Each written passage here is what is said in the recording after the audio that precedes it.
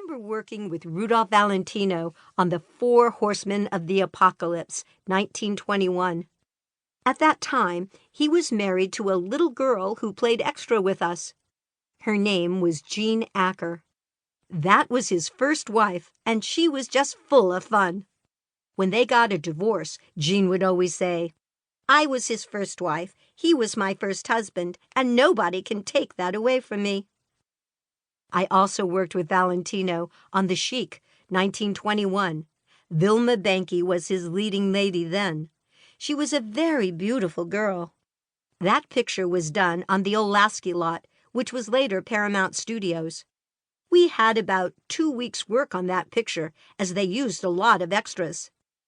That was about the time that Jesse Lasky imported Pola Nigri from Europe. He ordered a big shindig in her honor and told everybody they had to be there in full dress. He had 2 bands playing. It was the biggest party Hollywood had ever seen, and at that time, Gloria Swanson was the pet of the lot. Everybody catered to her, and when she was told to appear at this dinner for this big foreign star, it didn't go so good with her, and she never appeared. But with the entertainment and the good food, I don't think anybody missed her. I could see those love glances between Valentino and Negri. I knew something was going to happen there. They became buddy-buddy because they were always seen together. In The Four Horsemen, his leading lady was Alice Terry. Now, Alice Terry and Rex Ingram, the director of the picture, were married. Rex Ingram was tall, handsome, and he should have been a star in his own right. I even did a dance on a table once for D.W. Griffith, doubling for Lupe Velez, who later committed suicide. Yeah, I know what you're thinking. What am I, 101 years old? I'm going to say what all the other stars say. I started at the age of 2. Lou Telligen was a European actor they brought to the old Vitagraph studio from Paris.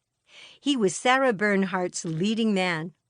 I was doing an Egyptian dance in that picture, and after the picture, he gave a big party in his Beverly Hills home. He asked Paul, a mutual friend of ours who was a Frenchman, to bring me up to this party. When we got there, everybody was loaded, and when Lou saw me, he saw the Egyptian dancer instead of the human being. I never ran up and down so many stairs in my life. I finally got outside and into Paul's car and laid down on the floor so I wouldn't be noticed when he came running outside. When Paul came outside, I went, "Psst," and Paul came to the car and drove me home. He knew what was on Lou's mind. It seems every time I did a dance, I got into trouble with the male sex. I remember I got a call to go up to the office of some honcho whose name I forget. I think his name was Abe. I thought I was going to get a contract, and I never moved so fast in my life. When I got up there, he asked me so many questions about my life. I said, "What has this got to do with what you want me for?" He said, "How would you like to have a pretty house in Beverly Hills, pretty clothes, and anything you want?"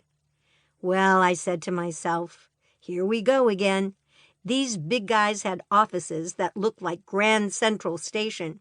I did a hop, skip, and jump around the oval table, and he after me. Well, it got so funny to me, I sat down and laughed out loud, even though I knew it was becoming serious, because I could see that wild look in his eye. I told him everything he wanted to hear until I got out of that door. My friend, the native girl, was called in for an interview at MGM, and she asked me to come along. Lo and behold, I was picked for the part that she was hoping to do. They liked what I did so much that the next day, a director by the name of Hopper called me up and asked me to come down to the still department to pose for some pictures. Clarence Bull, the head of the still department, had a corner all fixed up with a couch, pillows, and drapes. Everything was ready. Hopper came in and said, "Now, Dottie, I want you to go in the dressing room and undress. We're going to take some nude pictures." I turned around, gave him one look, and said,